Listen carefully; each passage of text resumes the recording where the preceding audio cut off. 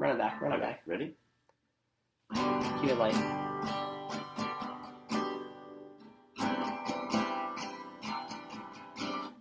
There's so many out there, you just don't know. Which ones to watch and when to say no. That's why Ryan and Andrew watch so you don't have to.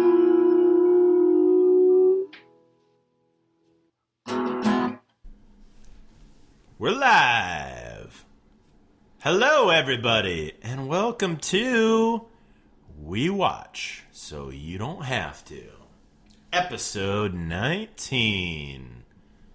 Cell. C-E-L-L, like the cell phone.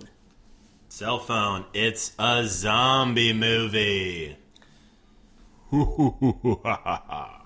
Yeah, I don't know. Going for a scary voice. We watched the movie Cell, and it was not a good movie.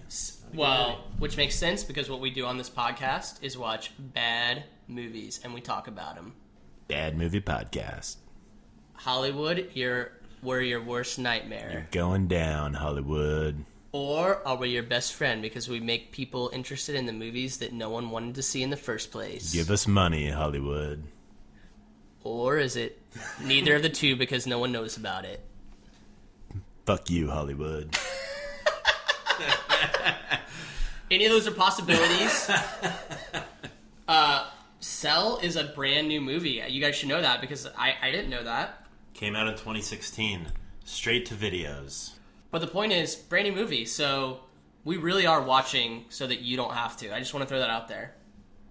Yeah. What's the movie about? Who's the star? This movie stars John Cusack and Samuel L. Jackson. Mega stars. They've been in a couple movies. Yeah. This movie starts with John Cusack. He's in an airport. He's got people to see, places to go. All of a sudden, he realizes that everybody's on their cell phone, and they start twitching and convulsing. They turn into zombies, okay? They start killing one another, and he's like, I gotta get the hell out of here. He runs down the steps, jumps in a subway train. There's a lot of people that are really scared.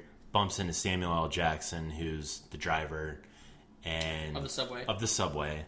And they team up and basically try to escape from all these zombies, who are just people that were listening to their cell phones. That's the whole premise of the movie. If you use your cell phone, you turn into a zombie. Or what this movie calls zombies, phoners. Hey, by the way, Andrew, great summary. Yeah. Did you like that? I did.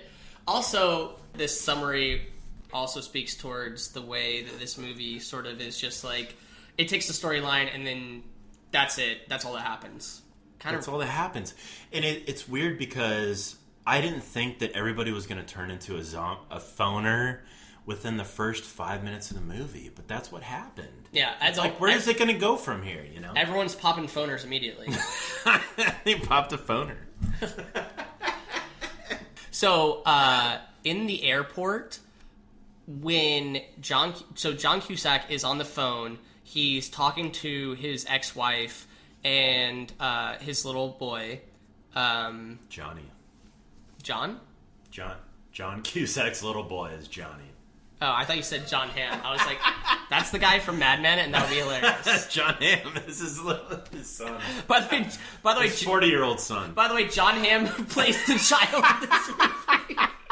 There was a weird casting issue there, but they ran out of time, so they had to roll with it. Can you imagine John Hamm? I actually could, which is so funny. Oh, man. So he makes that phone call, but luckily his phone dies. So then he runs and tries to use a payphone. Mm-hmm. And when he's using the payphone, he realizes that everyone at that moment that's using a cell phone is somehow affected by some weird digital signal in which they literally start foaming at the mouth, convulsing, falling over, and then turning into actual zombies where they're sort of eating each other and going crazy. Murderous rampage. And in fact, that happens in the first 5 minutes of the movie. And you remember one of the first scenes was some guy in the airport turns into a zombie, and for whatever reason, it's not addressed. He loses his pants. Do you remember the pantsless zombie? Oh yeah, because he was crapping in the bathroom. Oh, is that what it was? Yeah, he was on his Bluetooth, and it showed his ankles like flailing like from the bathroom stall, and he was like, ugh! And then he just like bursts out of the bathroom stall like with his pants around his ankles, and he's like killing people. I just remember the 6 minutes in the movie. There is a guy in a button-down business shirt, but no pants. No pants. And he's a zombie, and he's punching the fuck out of some teen girl.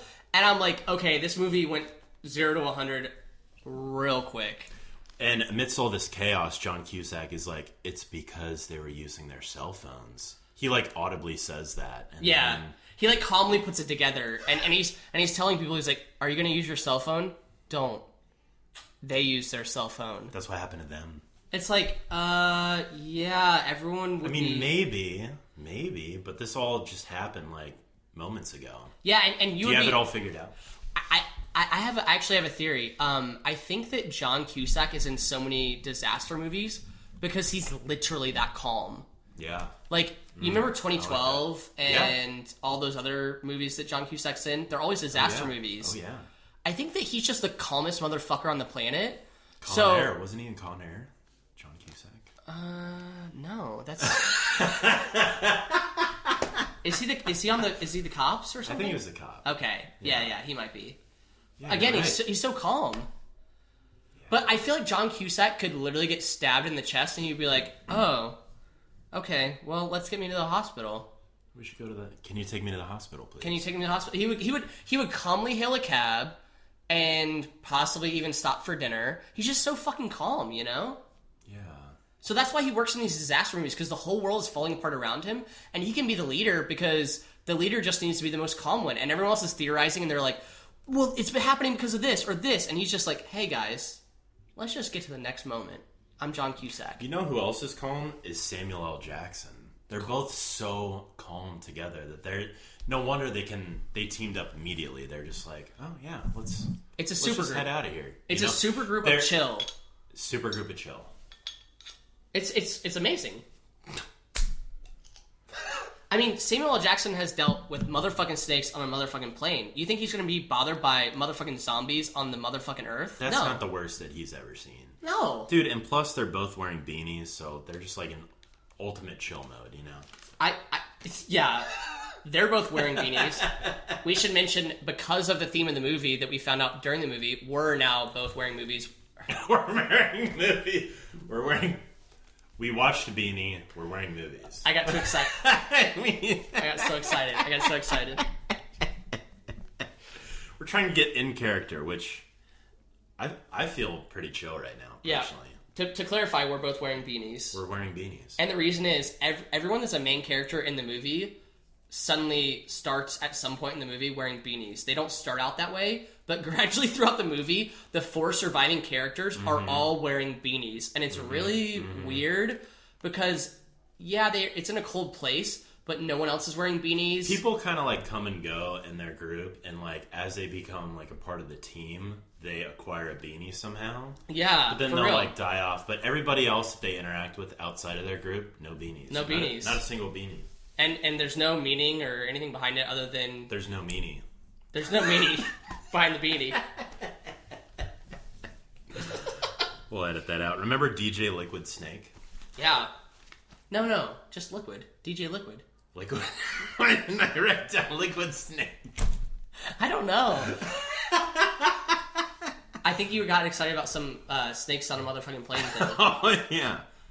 Just DJ Liquid. DJ Liquid. Say it again. Hey, do you guys remember DJ Liquid? Do you remember DJ Liquid? What was up with that guy? He was the first person to join their crew. It was John Cusack and Samuel L. Jackson and DJ Liquid. And so they're like leaving the train station. You're like, all right, it's going to be like these 3 guys. Like, what's going to happen?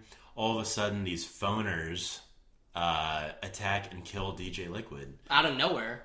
I was like, why are we ever introduced to this character? Yeah, they named him. They started a dialogue with him. He had like his own personality. Yeah, it was like a full-on thing. I don't know. I mean, I wanted to get to know him better. Why introduce somebody in the beginning of the movie and then kill them off right away? I think it shows the tragicness of the actual outbreak, you know? No. Oh, that somebody can come into your life Someone, and then very quickly be removed from your life. Sure, like somebody as special as DJ Liquid could. DJ Liquid is who you want to symbolize that tragedy. Yeah, I'd go with that. That was good.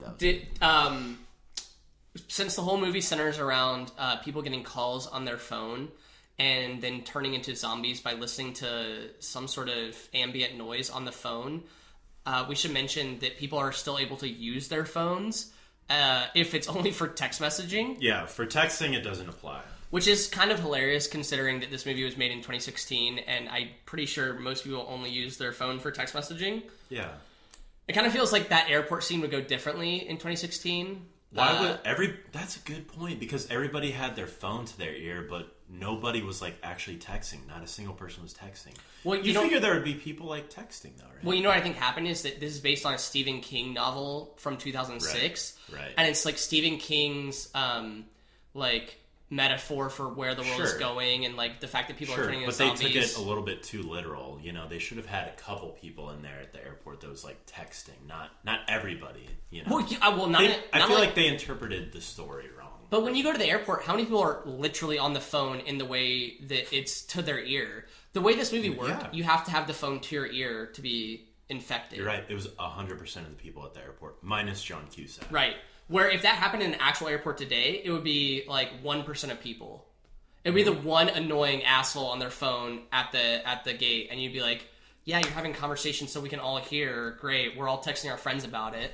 He'd turn into a zombie, and then everybody would just like gang up and kill this guy and be like, problem solved. Problem solved. Let's go back to texting. Yeah. Yeah, totally. Well, fuck you, Stephen King. We'll edit that out. Stephen King, if you're out there, call us and defend yourself. Explain yourself. Yeah. No, I mean, I think you had a really good idea 10 years ago, Stephen King, and they turned it, and then you gave it to Todd Williams. You gave it to 5 production houses. By the way, the director of this movie. The director of this movie, Todd Williams, on his Wikipedia page, it has a section for other names, and his other names are Kip Williams. That's his badass alias. I thought you were going to say, like, DJ Williams or something. I mean, almost, right? It's kind of badass. That's kind of Kip. Yeah. That's kind of badass. I want like an other name section on my Wikipedia page one day. Right? DJ Kip. DJ Kip Webb. He's like, some people call me Todd, but you can call me Kip. I prefer to go by Kip. Okay, sounds good, Kip. No questions asked. The logic around phones and technology in general was just weird. Like, remember when their phones were losing charge and they're like, oh, just put it in the freezer. It'll last longer. Yeah. Is that real? If you put your phone in the freezer, will that make the battery last longer? I don't know. I don't think so. I kind of feel like that's sort of some urban myth a little bit. Possibly. I also thought it was weird that they were also so, like... When your phone becomes the thing that's turning everyone into literal foaming at the mouth, murdering each other's zombies... Don't try and salvage that. And then you're like... and then you're like, oh, my phone's almost out of battery. It's like, whoa, dude, your phone's almost out of battery? Put it in the freezer. It's like, no. Get rid of the damn phone. This is like a weapon that's like affecting all these people. Like, get far away from it. Put it away. Also, in that moment, that was like the first moment where things were happening, and Cusack looked at his phone. Can I call him Cusack? Yeah. So he opens his phone, and he's like, oh, I've got a message that just came in. And Samuel L. Jackson's like, oh, well, what's the message? And he looks at it, and it's literally like gibberish. It's a bunch of letters have been typed, and it looks like nothing. And then he goes, oh no, it's all jumbled. And then Samuel L. Jackson looks at it and he goes, scrambled. And that's when they decide to put it in the freezer. And it's like, well, wait, you saw everyone in the airport. There was no like problem solving happening there. They had all these problems, but they didn't know how to solve them. It's like, I don't know, throw the phone in the freezer. You're getting garbled up text messages, throw it in the freezer. Make your phone last longer. Well, it's like, this does not equal this solution. No, totally. Dude, you're totally right. They had these realizations that didn't make any sense to the viewer, but they kind of accepted it as fact and, like, moved on. Like, remember when they snuck up on the guy on the swing set? And they're like, excuse me, sir. Excuse me. And he wouldn't turn around. He finally turns around. He's a zombie. They kill him. That gets the attention of all these other zombies. But remember when they were trying to figure out, like, wait, why did that get the attention of all the other zombies? Like, you and I were like, oh, it's because of this loud shotgun blast that you put to this guy's head. But they were like... In fact, they turned around. All the zombies turned around when they heard the sound. Yeah, they were like... But then, what was their explanation? Was like, no, they have this, like, collective... Hive mind. Yeah, this hive mind. And one zombie's eyes is everybody's They said they're eusocial, like a beehive or a... They're a collective, like a colony. Yeah. And they all have, like, group think or something. And the whole attempt was to lead up to some bigger, more profound kind of thing that never came to be. I kind of took the I just thought it was bullshit because it could have been one of two things, and they were like, no, it's the second thing. Yeah. And it's like, how do you know? I don't know. But there were so many moments like that where it was like, no, you're picking the wrong resolution. Yeah. And then after enough of those moments, it's kind of like you've lost me at this point because you've chosen so many wrong resolutions. It's like now this is just like in this crazy place that I don't even understand anymore because it's so irrational. Dude, I guess that's what I was trying to say. I think you're absolutely right. I think the best example of that is that these random characters team up and then they meet random people and they do things that there's no real conflict amongst the group. Like at no point is the group of 5 people like one is there's never one person that's like, we shouldn't do this. They're all just like, oh, this is why this is happening, which is a guess at best. Yeah. And this is what we should do, which is sort of just a rash decision at best. And they do it. Like when they meet the headmaster at the school. Yeah. And then they decide to drive the gas tanker car over a sea of dead people. They not even dead because they're like the zombies that are sleeping at night. Oh yeah, they're a bunch of phoners. They're recharging phoners. Yeah. Yeah. Dude, I can't even explain that scene because they're all like sleeping and they're like, shh, they're recharging. And they're listening to music and they all have their phones that are like, that was weird, dude. You should be the child character that's explaining the whole thing to everybody. You want to play a first-person shooter? That did happen.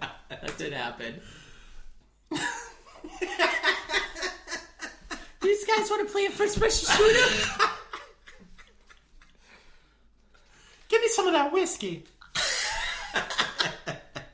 They're drinking a lot of whiskey as they were running over the dead bodies. Yep. That's this movie. What else here? Oh, they said, everyone. Movie. We watched this movie with captions. Mm-hmm. Yeah, we did. And yep, the movie and the word happens an inordinate amount of time throughout the movie. Right? That's the only word they said, I think, all throughout. I mean... They said a few sentences here and there, but it was mostly... Yeah. I'm so glad... I mean, we caught on that almost every character's response to everything is a dead end. And it's like, oh, what about this? What about that? And there's no dialogue. It's just John Cusack being like, yeah. Or Samuel L. Jackson being like, yeah. And then just kind of kills it right there, and then you keep going. So... I don't know. Just feels like... It was like when Johnny called John Cusack at the airport. Yeah, that was actually the best moment. It was very early on in the movie. That was the very first, because it was so... It was jarring. Out of place, because the kid was like, hey, Dad, like, I had a great day today. We did the parachute drill. Which, that's weird. They did a parachute drill. They threw the kid out of the plane. But then Cusack has the phone up to his ear and he looks away and he's like, yeah. Like, Dad of the Year, what are you doing? Dad of the Year. Way to parent, Cusack. Yeah. Dude, there's actually a lot that we haven't even touched on. We didn't talk about the fact that John Cusack is a graphic novelist who... Hey, what's the title? Night Traveler.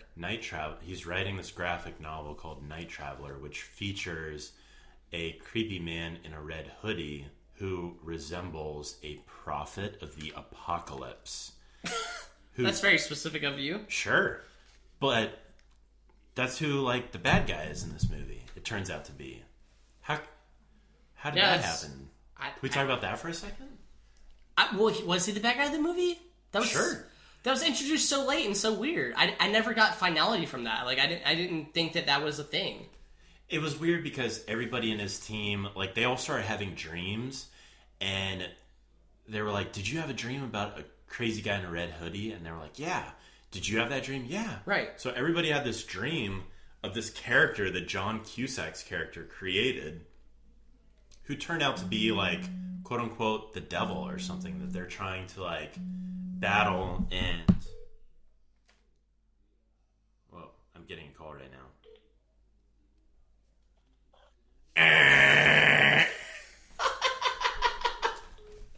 Sorry, dude. I was hoping that would ring, and then you would be really scared. Like, were you scared? Were you scared? I was scared, dude. I was scared. You were calling me. I didn't even see that you were calling me right now. I was hoping it would ring, and then you would just freak out. Because are you a zombie? Dude, yeah. You're a zombie now? Yeah, I'm wearing the red fucking... I'm the fucking devil. You're the fucking devil? I'm the fucking devil. I should never say that again. What were you saying? I'm sorry, I interrupted. No, with it's my okay. Shenanigans. So... we're talking about the prophet of the apocalypse. I just thought that it was weird that everybody was having a shared dream of this villain that John Cusack's character created. I felt like at that point the story was getting so thin. Awesome is what I was gonna. I'm just kidding. No, it was getting really. I think you liked it. I think you actually liked it at that point. Keep going. No. Well, I thought that it added some sort of like depth that otherwise wasn't there. They're trying to introduce, like, here's this villain. Like, they're trying to make the story more complicated than just a movie about, like, phone-controlled, like, zombies. Fair. I thought that was interesting, but it didn't pay off. But it was total, like, garbage. It didn't make any sense. Yeah, no, I agree. You know, we gave this movie a chance. I was like, I'm ready to be scared. It's a thriller. I thought it was a thriller. Scare me. Brand new. 2016. Samuel Jackson. John Cusack. Hey, by the way, John Cusack, you ever seen Identity? That movie? Yeah. Fucking badass. Fucking badass, dude. Hey, you want a movie to see? Go see Identity. Go see Identity. I wanted this movie to scare me so bad that I never wanted to use my cell phone ever again. Like, for work? Not checking my mail. Not gonna pick up that phone and take that call. I'll wait till I get to a computer. Yeah. I said yeah, and then echoed, and I freaked the fuck out. Yeah, you're like... What if somebody was outside the window and they're like, yeah. It was Usher. Usher in a red hoodie. How about the safe zones in this movie? No-fo. No-fo. Yeah, so the town started... martial law started taking over, and they would spray paint all over their outside of the buildings. No faux. Clearly a call out to FOMO. FOMOs. Fear of missing outs. Oh, is that what that means? You don't know what FOMO means? No, yeah. That's what that means. That's what that means. Yeah. All right. Go. So tough when we're both wearing beanies. It's hard to take us seriously. Yeah, so it's no faux. No phones allowed. Can you imagine? But it's no faux, N-O-F-O, and it's like, oh, remember the one guy was like, that means no phones. And then the girl was like, oh, don't act like you know the rules already. Yeah. Such a stupid apocalypse, though, you know? It's like, oh, no. we can't use our phones. I guess that's where humanity is as far as, everything. It's like, imagine this world without phones. Oh, it's this apocalypse. What if everyone's eating each other and, like, killing each other and stabbing each other, but, dun dun dun, we can't use our phones? Do you think that's what it would be like if, for some reason, like, phones were outlawed? Do you think people would go so crazy that they would just become, like, cannibals and, like, try and transmit, like, phone signals, like, through their voices? Right through their like, mouths. Right out of their mouths. Is that... I don't think so. Is this like a reality? I don't think so. I really don't think so. I gotta be honest. That's fair. I do like the hypothesis, though. Maybe that's what Stephen King was going for. I mean, maybe that's why. Of course he was. Of course he was. He didn't. A life without phones. That's what it says on the movie poster. Really? I made that up. That's probably what it says. That's what this movie's about. A life without cell phones. I feel like we're both wearing black. We're both wearing black beanies. I kind of like am picturing us both as like deep sea fishermen or something. Yeah. Right. Yeah, it's really weird. It's kind of really hard weird. to. I wish I would have made this room colder so that we could like I see know. it, and then we Just watching her breath and like pull out like my pea coat and I'm like, is this a no-fo area? Hey, what are some other characters we can do a little sketch and then call it a day? They went to the bar and there was the lady with the Dallas haircut. That could be good. I don't know if there's the ice cream truck group that they stumbled upon. The crazy guy who's been up for 6 days, who blows himself up. Spoiler alert. I don't know how any of that ends though. Like I feel like we'll just go on a little charade and then I don't know how we're trying to channel characters that aren't fully fleshed. Yes. Well, let's channel them and then have it end. Okay. Ice cream truck guy. Oh, I was gonna go the other way. Okay. How about you be Dallas haircut lady and I'll be ice cream truck guy? Whoa, they don't even meet in the movie. Movie. Maybe. They'll meet in this media right here. Yeah, that's cool. I like that. So you're the crazy. Okay. Hasn't you walk up to me. You walk up. So you're the just to set the scene for all the listeners. You're the ice cream. You own an ice cream truck, and you're defending everyone against phoners, and you haven't slept in days, and you're armed. Mr. Sundays. Ray is your name. Ray. And I'm the sort of... What's her name? Natasha, I think. Is it Natasha? I made that up. Nice. I like it. And I'm Natasha, the... just hanging out in bars and meeting people. From Dallas. And he's got big hair. Giant hair. Okay. And now... Okay. I'm at the campsite and you walk up to me. Sure. Oh my, I'm so sick of walking in these here woods. I wish there was somebody to talk to. Oh. The president of the internet said you'd come. Who said that? The president of the internet said you'd come. Okay, well, who are you, though? I've been up for 6 days. Am I hearing things? Or is that a real person? It's a real person. My name's Natasha, and I'm from Dallas. Oh, Natasha, come join us at this campfire. You want an ice cream cone?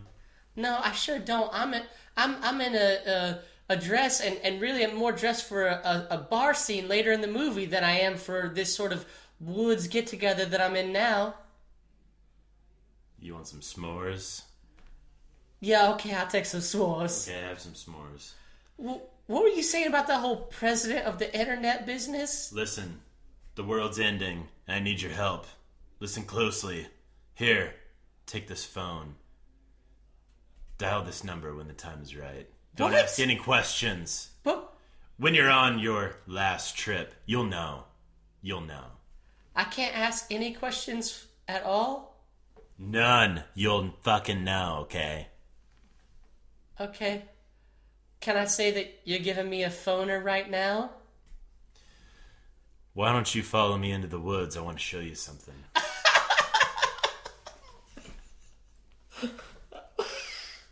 I wish you hadn't taken me up on that. No, I was gonna get to the part where he blows himself up. Okay, let's keep going. But I don't know how to like recreate. I have to do like an explosion sound because then that would be perfect. Okay. You're like, I wish you hadn't taken me up on that. I was like, it got too real. Okay. Okay, Ray. I'll follow you. Where are you going? I'm just going here. It's over here by the creek. Just follow me a little bit longer, okay? Hey, how's that ice cream cone? I thought I said no to the ice cream cone earlier. Here, I got one in my back pocket. Huh. Oh, that's pretty good. What kind is it? It's vanilla with a little bit of chocolate. Because it came from my back pocket. That's where do I found? Oh, what? Okay. Hey, Natasha, it's just a little bit further. It's just past this bend. Hey, Natasha, I gotta tell you something. You know, the world's gonna end soon, and I hope you put that phone to good use, but for right now, I gotta kill myself.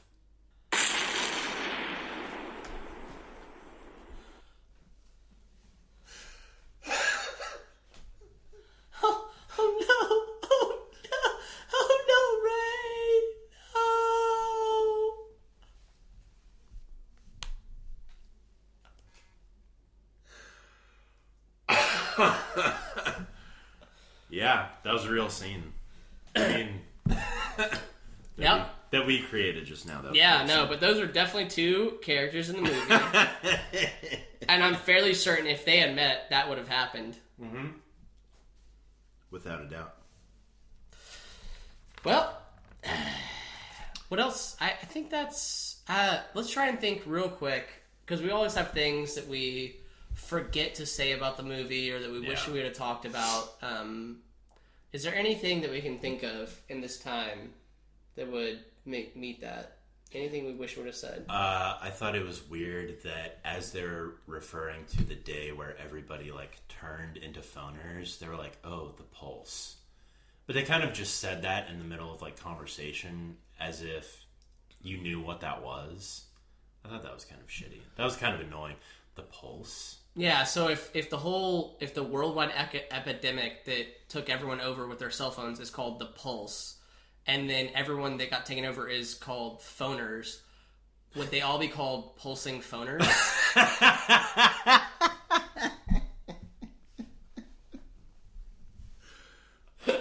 Pulsating phoners. All right. That's probably enough. Stephen King, man. What an animal. Yeah. He knew what he was doing. Yeah, by the way, who's ever heard of this guy, Stephen King? Sounds like a made-up name. Yeah. Way to go on your first screenplay, I guess. Loser. You'll never make it. You're no R.L. Stein. All right. I guess that's it, everyone. And, I guess take it easy. Yeah? Yeah. Yeah. Yeah. Yeah. Yeah, yeah, yeah, yeah, yeah, yeah. That's it. Are you good with that? Yeah. I mean, yeah. Yeah. Yeah, I'm good with that too. Yeah. Yeah. Yeah. Yeah. Peace up, A-Town.